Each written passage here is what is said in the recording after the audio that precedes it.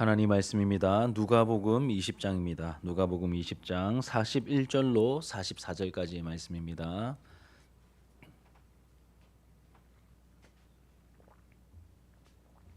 누가복음 20장 41절로 44절입니다. 신약 성경 132페이지. 우리 한 절씩 교독하고 마지막 절은 함께 읽겠습니다. 제가 먼저 읽겠습니다. 예수께서 그들에게 이르시되 사람들이 어찌하여 그리스도를 다윗의 자손이라 하느냐.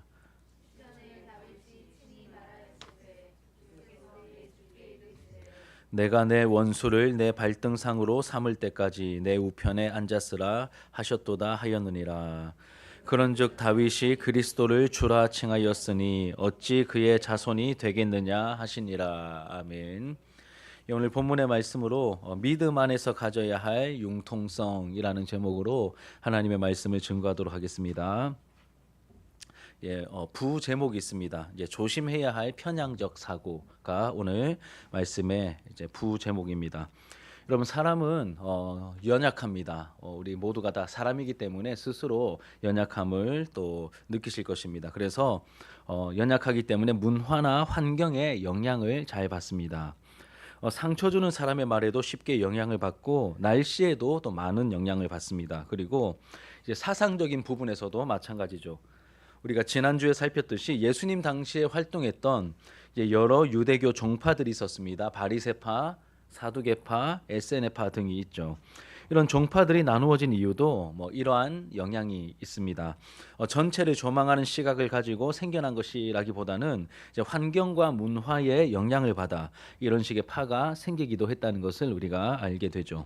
그리고 이것은 인간이 그만큼 연약하다는 증거이기도 합니다. 오늘 말씀에서도 인간의 연약함의 또 한 부분을 우리가 발견하게 됩니다. 무엇일까요? 내가 영향을 받은 쪽으로 내 사고가 굳어질 수 있다는 연약함입니다. 다시 말씀드립니다. 내가 영향을 받은 혹은 내가 경험한 쪽으로 내 사고가 굳어질 수 있다는 연약함입니다.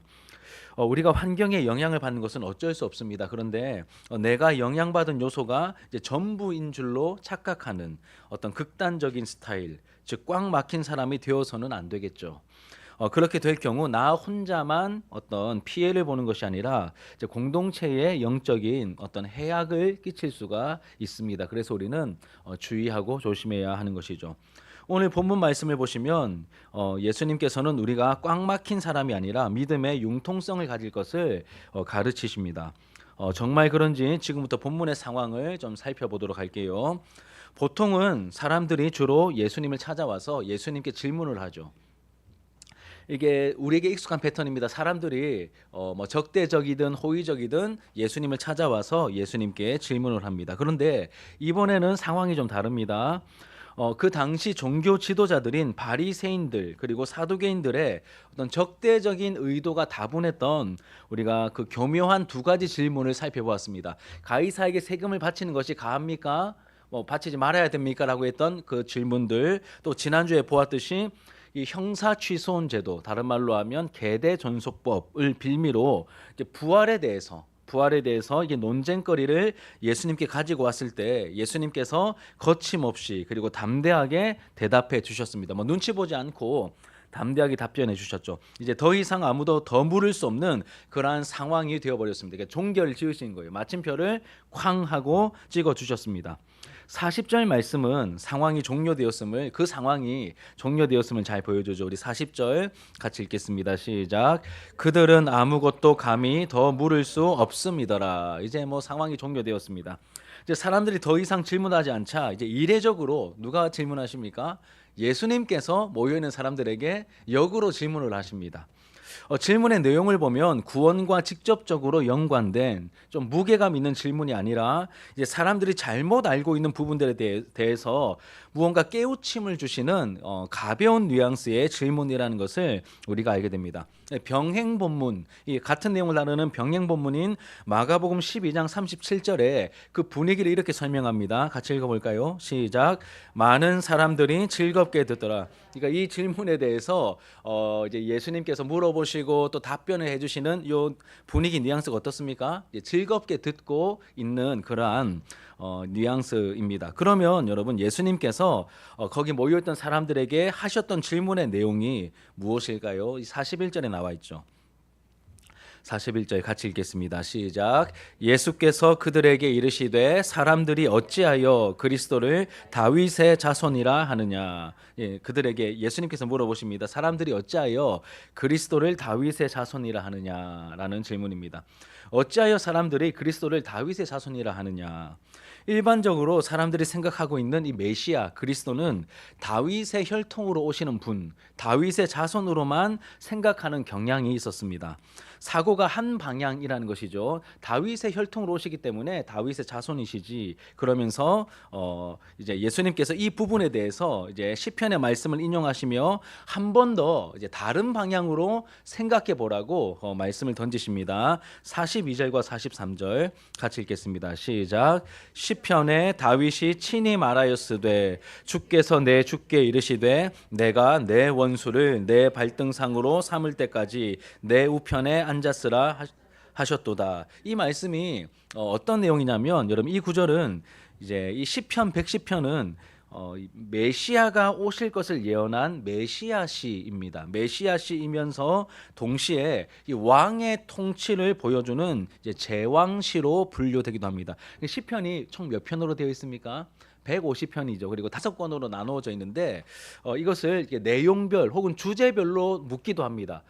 뭐 다윗이 막 하나님 앞에 막 호소를 하잖아요. 이런 거는 뭐 탄식시, 또 하나님 앞에 막 찬양하며 감사하는 내용은 찬양 혹은 감사시, 그리고 또 메시아에 대한 여러 또 내용, 깊은 내용을 담고 있는 시는 또 이렇게 메시아시라고 또 이렇게 왕에 대한 이제 그 메시아가 왕으로서 어떻게 하실 것인가를 보여주는 것은 또 이제 제왕시로 이렇게 분류되기 때문에 이렇게 몇 가지 주제로 분류를 하는데 이 시편 110편은 이제 주제상 분류를 해볼 때 무슨 시라고요? 메시아시이면서 동시에 이제 제왕시다. 이제 요거는 뭐 모르셔도 되는데 일단 말씀을 드려봅니다. 이 제왕시에 속하는 시편 110편 1절 말씀을 예수님께서 직접 인용하시면서 이 110편은 누가 쓴 시편일까요, 여러분? 여기 보면 42절에 시편에 다윗이 친히 말하였으되, 그러니까 이건 누가 쓴 시입니까? 예, 다윗이 쓴 시라는 것을 우리가 알 수 있습니다. 다윗의 시편인데 이 시편에서 다윗이 이렇게 말했다는 겁니다. 42절 보십시오. 시편에 다윗이 친히 말하였으되 주께서 내 주께 이르시되. 이거를 잘 해석하셔야 됩니다. 앞에 나오는 주는 누굴까요? 주께서 내 주께 이르시되. 이 누가 한 말이라고요? 다윗이 한 말입니다. 주가 2명 나옵니다. 주께서 내 주에게 이르시되. 앞에 있는 주는 누굴까요? 여호와 하나님을 말합니다. 그리고 뒤에 나오는 주는 누굴까요? 또 다른 주이신 그리스도를 말합니다. 우리는 예수님이라고 알고 있죠. 맞습니다. 뒤에는 그리스도를 말합니다. 그리고 이 고백을 유대인들의 존경을 한 몸에 받고 있던 그 다윗이 이 고백을 한 것입니다. 여러분 다시 정리할게요. 이게 그리스도에 대한 유대인들의 일반적인 이 당시의 생각은 이제 한쪽 방향이었습니다. 다윗의 혈통으로 오시는 분, 다윗의 자손으로 이렇게 주로 알고 있는데 예수님께서 시편 110편 1절을 인용하시면서 어떻게 말씀하시고 있는 것이죠? 그 다윗이 시편 110편에서 이렇게 고백했다. 주께서 내 주에게, 그러니까 하나님께서 그리스도에게 말씀하신 그 내용인데 여기서 핵심은 뭐냐면 다윗이 그리스도를 뭐라고 고백하고 있습니까? 주라고 고백하고 있는 거예요. 그러니까 그냥 다윗 밑에 있는 분, 다윗의 혈통으로 오시는 그러한 뭐 다윗 아래 있는 분, 이런 의미보다는 어떻습니까? 다윗보다 훨씬 높으신 분, 이러한 뉘앙스도 같이 가지고 있다는 것을 말씀하고 있는 것이죠. 그럼 그렇다면 예수님은 왜 이런 질문과 말씀을 하신 것일까요? 이 시대는 그리스도에 대한 메시아에 대한 열망이 최고조에 이르렀던 그러한 시기입니다. 그리고 하나님께서 정하신 때가 찼기 때문에 약속하신 그리스도, 약속하신 메시아이신 예수님께서 사람이 되어 이 땅에 오셨죠. 이미 오셨습니다. 그런데 그 시대 사람들은 일반적으로 그리스도를 뭐라고 생각했습니까? 다윗의 자손. 물론 다윗의 자손은 왕이란 뜻입니다. 위대한 존재이긴 하지만 그렇게 다윗의 자손으로만, 이게 자손으로 주로 생각을 했습니다. 이것이 그리스도에 대한 일반적인 정서였고, 그보다 더 높으신 분, 다윗을 훨씬 뛰어넘으시는 분이라고 하는 생각은 놓치고 있었던 것 같습니다. 이 사람들의 생각과 사고가 한쪽 방향으로 치우쳐 있고 굳어져 있었다는 뜻이겠죠. 여러분 우리도 이와 비슷합니다. 우리도 하나님 나라를 생각할 때 주로 어떤 생각이 우리를 좀 많이 지배하고 있습니까? 우리가 죽어서 가게 될 내세의 하나님 나라를 우리는 많이 생각하고 있잖아요. 그런데 이 땅에 임한 하나님 나라를 거의 생각하지 못하고 우리가 나중에 가게 될 우리의 육체의 죽음을 맞게 될 때 우리 영혼이 가게 될 그 낙원을 하나님 나라라고 생각하는 것과 이제 비슷하다. 이렇게 생각할 수 있겠습니다. 그러니까 한쪽을 많이 강조하고 한쪽이 많이 치우쳐져 있는 모습이죠. 제가 어렸을 때만 해도 이 땅에 임한 하나님 나라에 대한 내용은 거의 들어본 적이 없는 것 같습니다. 제가 좀 자라고 나서 성인이 되고 신학교 다니면서부터 그런 이야기를 접하게 되었고, 공교롭게도 그때쯤 또 이렇게 여러 설교자들이 이 땅에 임한 하나님 나라에 대한 이야기를 많이 하시더라고요. 그래서 한쪽에 너무 치우쳐 있던 것이 이렇게 균형을 잡아주는 그런 모습들. 그러니까 우리는 한쪽으로 치우치는 그런 경향이 있을 수 있다는 것입니다. 자, 그래서 예수님께서는 가벼운 질문을 하시면서 동시에 시편의 말씀을 인용하시면서 사람들이 가지고 있던 그 메시아에 대한 생각과 전제가 틀린 것은 아닙니다. 다윗의 혈통 후손으로 오시는 게 맞습니다. 틀린 것은 아니지만 한쪽으로 치우쳐 있다는 것을 깨닫게 해주시는 겁니다. 알려주시는 것이죠. 메시아 그리스도는 다윗의 혈통으로 태어나시지만 그분이 다윗의 주가 되실 수도 있는 분이심을 알려주십니다.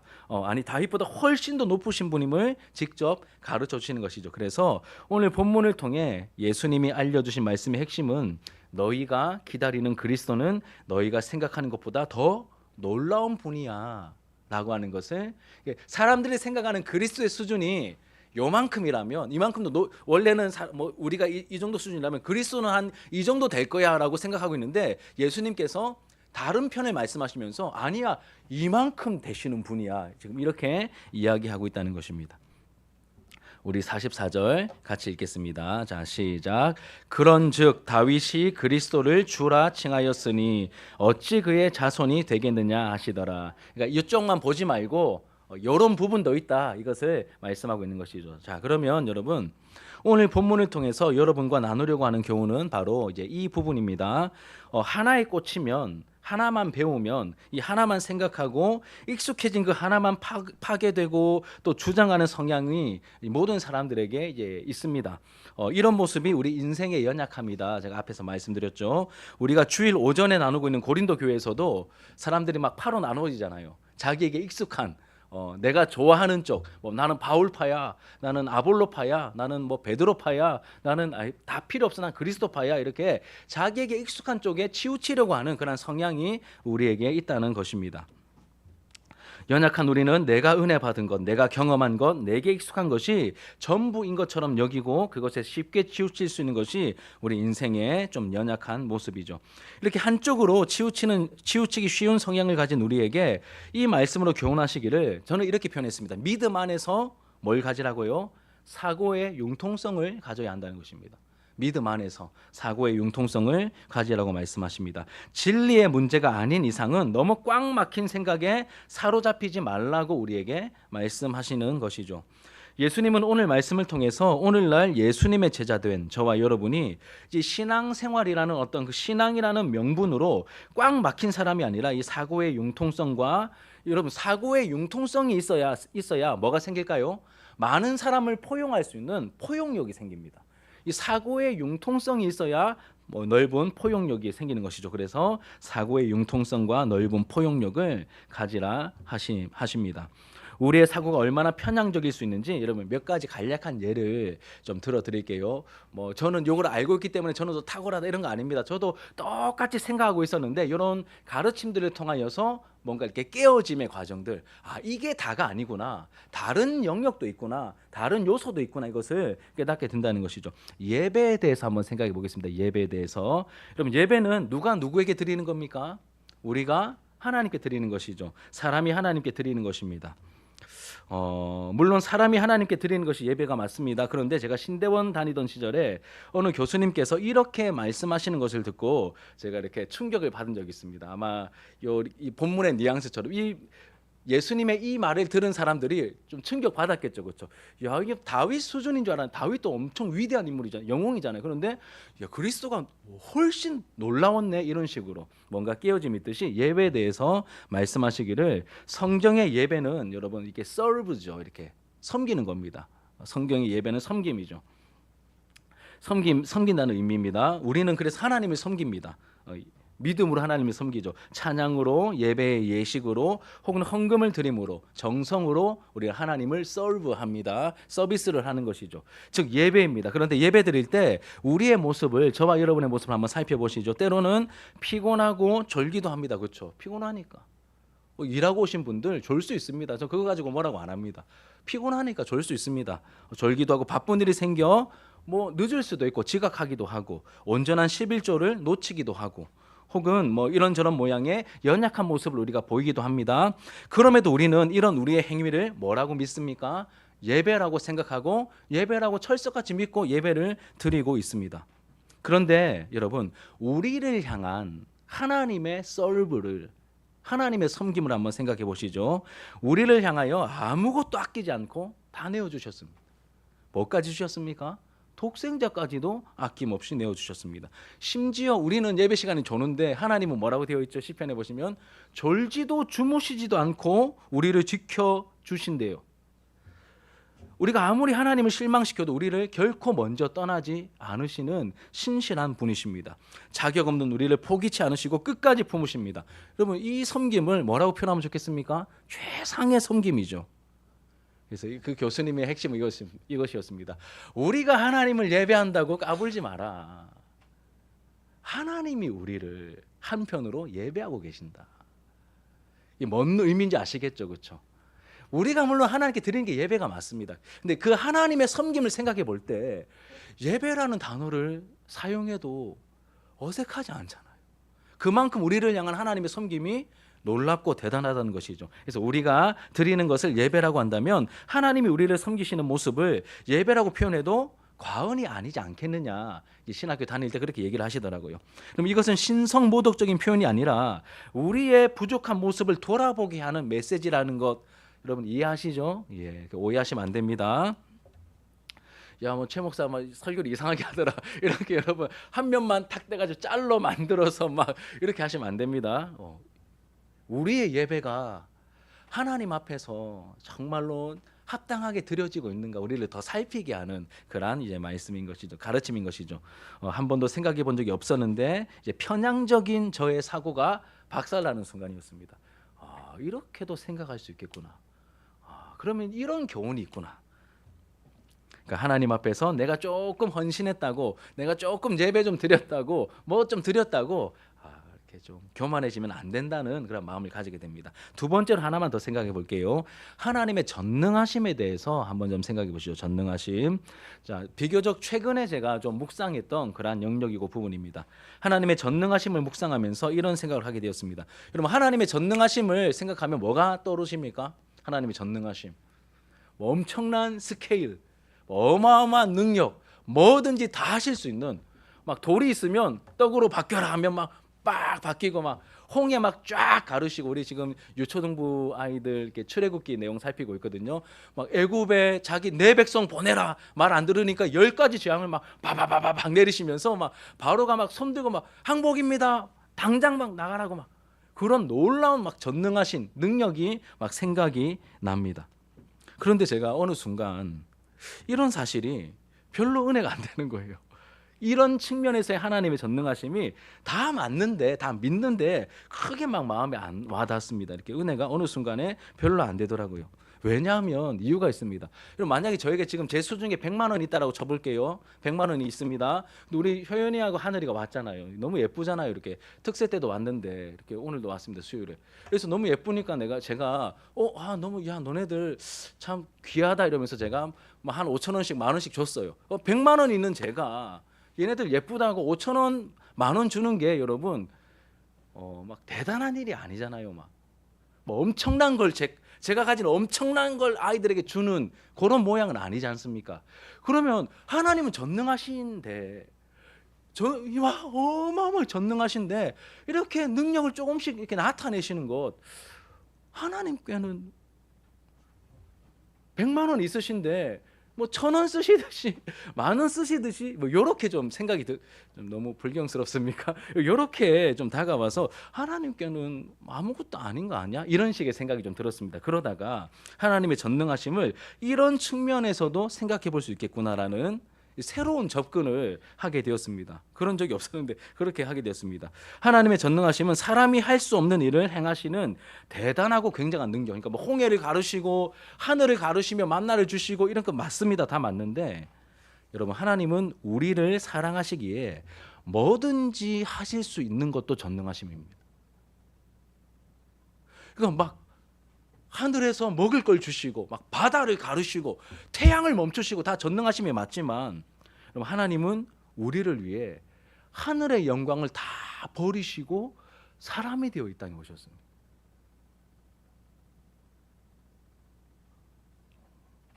저 이제 그러면서 여러분, 이 사람이 되어 이 땅에 오신 하나님께서 아무 자격 없는 나를 구원하기 위해서 십자가에 대신 죽어주시고 하나님이 가지신 뭔가를 주신 게 아니라 자기 자신을, 자기 생명을 나를 위해서 다 내어주신 거예요. 우리를 위해서. 이런 생각 들었습니다. 이게 진짜 전능하심 아닌가? 많은 능력 가운데 뭔가를 행하시는 거예요. 물론 이것도 귀하지만 자기 자신을, 진짜 우리를 사랑하시니까 다 하신 거예요. 사람이 되셨고 대신 죽으셨고 자기 생명을 내어주시기까지, 이런 말도 안 되는 일까지도 하실 수 있는 것이 하나님의 진정한 전능하심으로 다가왔습니다. 그럼 제가 지금 뭘 말씀드리고 있냐면, 편향적으로만 흐를 수 있는 우리의 사고와 우리의 어떤 신앙생활의 어떤 모습일 수 있는데, 이것을 이렇게 깨뜨려 주시는 이 말씀의 교훈을 우리가 함께 나누고 있습니다. 자, 이제 말씀을 정리하고 적용하며 마치도록 하겠습니다. 첫 번째로는 예수님께서 그 시대 사람들에게, 그리고 오늘날 우리에게도 직접 알려주신 이 교훈은 여러분 잊으시면 안 됩니다. 그리스도의 위대하심을 확실히 알고 우리가 붙들어야 합니다. 예. 여러분, 예수님을 이제 이번 주일에 우리 윤슬 씨가 이렇게 삼위일체에 대해서 궁금하다고 질문을 하더라고요. 그래서 몇몇 물어봤는데 설명을 옳게 잘 못해 주신 것 같아요. 사실 목회자도 하기 힘듭니다. 그래서 제가 아이들에게 학습 세례 준비시킬 때 제가 딱 간단하게 딱 설명하는 부분이 있거든요. 삼위일체에 대해서. 그래서 그거를 이렇게 도표 그려가면서 딱 설명해 줬어요. 저에게 뭐라고 했는지 아십니까? 목사님 탁월하십니다. 감사합니다가 아니라 목사님 더 헷갈리는데요. 그래서 제가 더 유익한 자료를 제가 찾아서 준비해가지고 제가 다시 알려드리겠습니다라고 말했는데, 여러분, 삼위일체의 핵심이 뭐냐면 예수님께서 이렇게 승천하시고 난 다음에 많은 이단들이 생깁니다. 진리도 막 전파되었지만 많은 이단들이 생깁니다. 이단의 대표적인 공격이 뭔지 아십니까? 예수님이 사람이지 어찌 하나님이고, 우리가 똑같은 사람인데 내가 봤는데 뭘, 그런데 무슨 좀 위대한 분이지 무슨 예수가 무슨 하나님이야, 이런 이단의 공격이 생기는 거예요. 그래서 여러분, 삼위일체에 여러 가지 중요한 진리가 많지만 그 중에 핵심이 뭐냐면, 삼위일체 교리를 정립해 놓은 중요한 이유 중에 하나가 뭐냐면, 하나님 아버지도 진짜 하나님이시고 아들 하나님도 진짜 하나님이시고 성령님도 눈에 안 보이지만 성령님도 하나님이시다. 이게 삼위일체 진리의 중요한 핵심적인 내용입니다. 여러분들은 이렇게 지그시 이렇게 막 이렇게 흡족하게 들으시는데, 제가 윤술 씨한테 설명했을 때는 막 더 헷갈리는데요. 핵심은 여러분, 예수님도 하나님이시라는 겁니다. 오늘 말씀에서 예수님이 직접 말씀하셨잖아요. 다윗의 후손이지만 다윗이 주라고 고백한 어마어마하게 높으신 분이야. 그게 그리스도의 존재의 어떤 정체성이셔. 그분의 신분의 놀라움이셔. 이 가르침을 주셨으니 다 알고 있는 내용이시지만 이 말씀을 우리가 또 한 번 마음에 깊이 새기시면 좋겠습니다. 여러분, 예수님이 절대 평가절하되면 안 됩니다. 여호와의 증인이 우리보다 제가 봤을 때 객관적으로 더 깨끗하게 삽니다. 여호와의 증인 출신들이, 여러분 몰라서 그렇지 제가 아는 분이 있거든요. 되게 막 이렇게 더 말씀대로 살려고 하는데, 그분들이 왜 이단인 줄 아십니까? 예수님을 평가절하기 때문입니다. 예수님을 하나님으로 안 봅니다. 그냥 좋은 선지자, 위대하신 분, 요 정도로 여기지 어떻게 예수가 하나님이야? 여러분, 예수님이 평가자로 되면 안 됩니다. 예수님은 죄인들의 유일한 소망이시요 유일한 구원자이십니다. 여러분, 아멘이십니까? 천하 사람 중에 우리에게 구원받을 만한 이름을 딱 하나만 주셨습니다. 그분이 바로 예수이시고, 그분은 다윗의 혈통으로 오신 참 사람이면서 동시에 다윗이 주라고 고백했던 참 하나님이십니다. 이 예수님이 우리의 유일한 구원자이십니다. 두 번째로는 한쪽으로 치우치기 쉬운 우리의 연약함을 깨닫고 우리가 인정하는 모습이 있어야 됩니다. 이 목사님 설교를 들었는데 나는 안 그래. 나는 이렇게 포용력도 있고 나는 안 그래. 이렇게 생각하시면 안 됩니다. 그런 분들이 제일 위험합니다. 저도 그런 부류 중에 하나이기 때문에 이러면 안 됩니다. 이제 신앙생활하는 모습도 내가 어렸을 때부터 해왔던 모습이 나에게 익숙하기 때문에 그것이 막 절대 기준이고 나머지는 다 문제가 있는 식으로 여기면 안 됩니다. 우리나라 안에서도 여러분 이 경남 쪽의 신앙은 되게 보수적입니다. 조금만 넘어가면 대전 가면 다르고요. 서울 올라가면 또 다릅니다. 그래서 내가 가지고 있는 내가 경험한 것이 전부야라고 여기시면 안 되고 다른 모습으로 혹은 이렇게 조금 더 이렇게 포용력 있는 모습으로 하나님을 섬기는 그런 분들과도 교제하시면서 이렇게 믿음의 융통성을 우리가 좀 가지는 연습을 또 우리가 이렇게 그러한 연습도 이렇게 필요하다는 것이죠. 나에게 익숙하고 편한 것이 마치 정답인 것처럼 우리가 접근하면 안 됩니다. 물론 여러분 우리가 절대 양보하고 포기할 수 없는 진리에 속한 영역이 있습니다. 절대 양보 못하는 영역은 있습니다. 진리에 대한 부분들.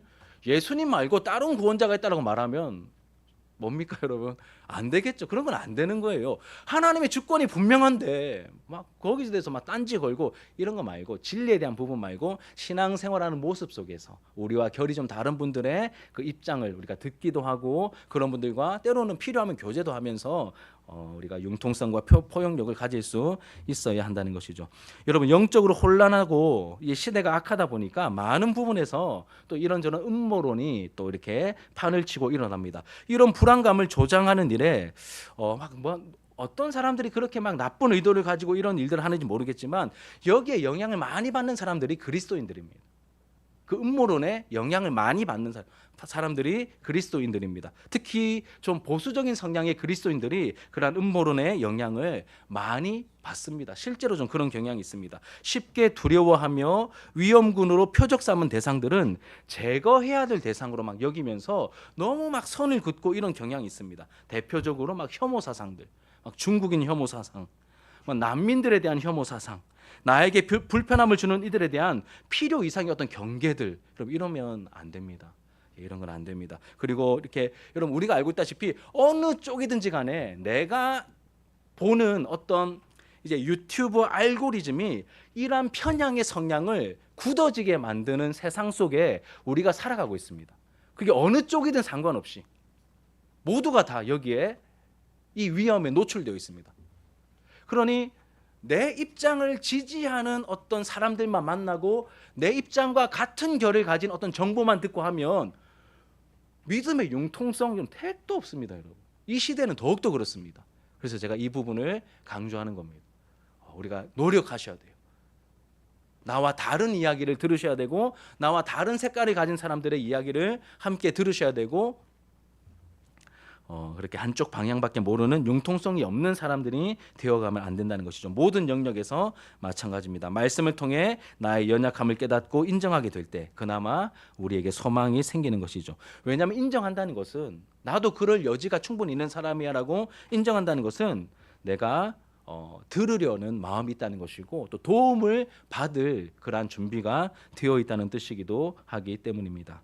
여러분 이미 많이 굳어있는 우리이기 때문에 나와 다른 것을 말하고 추구하는 분들과 일부러 좀 더 어울리시는 그런 노력들이 필요합니다. 내가 가보지 않은 곳에도 좀 가보셔야 되고 해보지 않은 일도 좀 해보셔야 되고 또 거룩한 상상력을 자극하는 아까 제가 말했듯이 예배에 대한 관점들, 전능하심에 대한 관점들 이렇게 뭔가 그동안 내가 겪어보지 못했던 묵상해보지 못했던 어떤 이러한 부분들을 우리가 또 이렇게 접해야 하는 것이죠. 너무 천편일률적인 똑같은 패턴으로만 가지 않도록 그 다양함이 풍성함으로 드러나도록 우리가 애를 써야 됩니다. 그래서 제가 이런 생각이 들었습니다. 야, 제가 지금은 이제 아직까지는 제가 생각할 때는 이제 뭐 개척 완전 초창기는 아니지만 아직 그래도 이렇게 초기 단계이기 때문에 담임 목사가 애를 많이 쓰면서 설교를 많이 해야지 이런 마음으로 대부분의 설교를 제가 다 감당해 왔습니다. 그런데 오늘 이 말씀을 준비하면서 내 설교를 좀 줄이고 딴 사람 외부 초청 많이 해야 되겠 이 정도는 아니고 좀 필요한 분들 가끔씩 모셔가지고 필요한 메시지들을 들려드려야 되겠다라는 생각이 좀 들더라고요. 너무 막 저만 이렇게 하는 게 아니라 제가 좀 검증할 수 있는 좀 건전한 분들, 여러분들과 함께 나누면 여러분들이 그동안 들어보지 못한 이야기들을 성경적으로 또 풍성하게 이야기할 수 있는 분들의 설교도 같이 좀 나누면 좋겠다라는 생각을 하게 되었습니다. 마지막으로 여러분, 설교뿐만 아니라 이 나눔을 통해서도 서로의 유익을 얻는 일에 우리가 힘써야 합니다. 그럼 설교는 구조상 지금 여러분 말 한마디 못 하시잖아요, 저한테. 그렇죠? 일방적입니다. 설교는 구조상 그렇습니다. 이를 보완하기 위해서 들은 말씀과 여러분들의 생각을 나누며 서로가 서로를 보완해주는 그러한 현장이 우리에게 반드시 필요합니다. 어디일까요? 조별 모임이고 반별 모임이고 목장 모임이죠. 그렇죠? 이런 모임을 불편해하고 시간 아까워하고 수준 낮게 생각하시면 안 됩니다. 거기서 서로의 의견을 나누셔야 됩니다. 나는 이런 생각을 가지고 있다고. 여러분 이제 아시잖아요. 그렇죠? 나누다 보니 풍성함을 느끼시죠. 그렇죠? 이분은 이렇게 생각하고 있네. 이런 경험도 있구나. 우리가 서로 보완하며 배우게 되는 시간입니다. 나를 불편하게 하는 말들도 우리가 때로는 들어야 합니다. 어색한 생각들도 우리가 수용해야 할 때가 있습니다. 섣불리 잘못되었다고 판단하거나 너 그렇게 접근하면 안 돼. 그건 무조건 잘못된 거야. 이렇게 여러분 우리의 경험으로 섣불리 이렇게 재단하는 것이 아니라 듣고 배우려는 마음으로 귀 기울여야 합니다. 그러면 믿음 안에서 융통성을 갖추는 훈련이 우리 안에 자연스럽게 이루어지게 될 것입니다. 여러분 대화가 통하지 않는다거나 혹은 너무 이렇게 막 어른인 척하면서 우리가 꼰대같이 가르치려고만 한다고 가르치려고만 한다면 사람들이 좀 피하겠죠, 그렇죠? 우리를 기피하려 할 것입니다. 공감할 줄 알고 말이 좀 통하여서 사람들이 좀 우리 주변에 모이기도 하고 어려운 일이 생기면 찾아오기도 하고 즐거운 일이 있을 때도 또 연락하기도 하는 그렇게 사람들이 찾는 매력적인 그리스도인들이 되길 축복하고 그러한 이들이 모여있는 그래서 매력적인 공동체가 더욱더 되어가는 우리 진주 하나로 교회 하늘 가족들의 모습이 되어가기를 예수님의 이름으로 축복합니다. 우리 말씀을 기억하면서 마음에 또 새기시면서 우리 기도하는 마음으로 함께 찬양하겠습니다.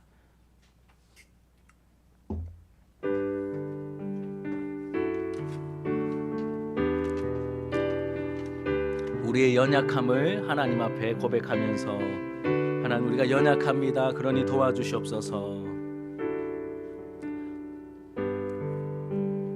약할 때 강함 되시네. 나의 보배가 되신 주 나의 모든 것 주 안에 있는 복 나는 포기할 수 없네.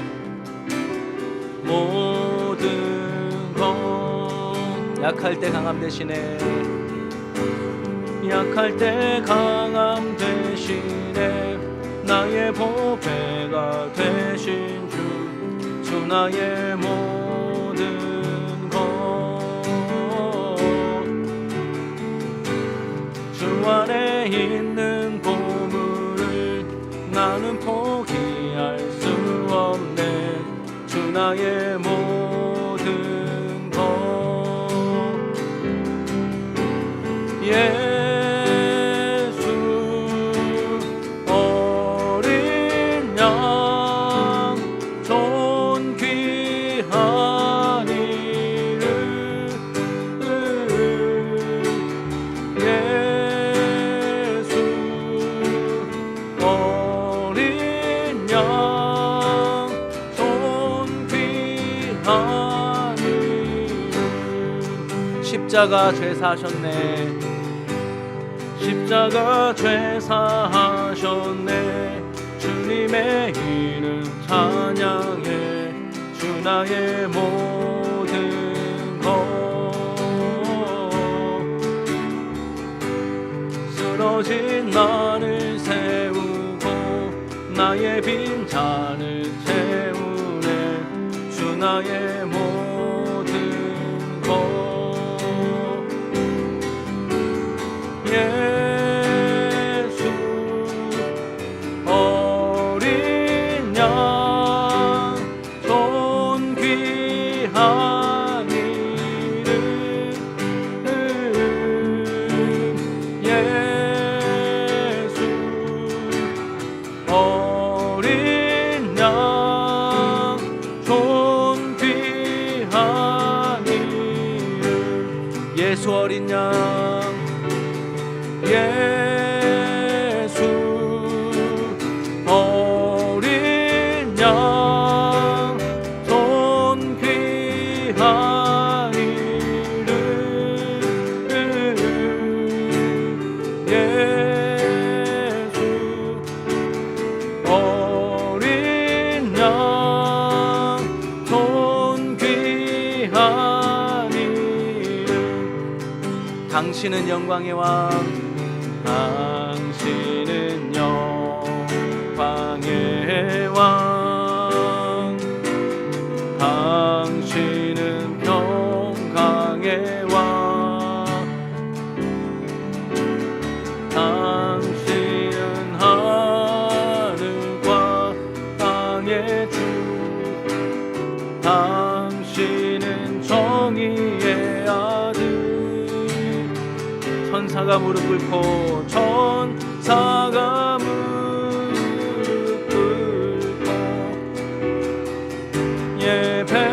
예배하고 찬송하네. 영원한 생명 말씀. 당신은 예수 그리스도 주. 호산나 다윗의 자손께. 호산나 다윗의 자손께. 호산나 불러 왕 중에 왕.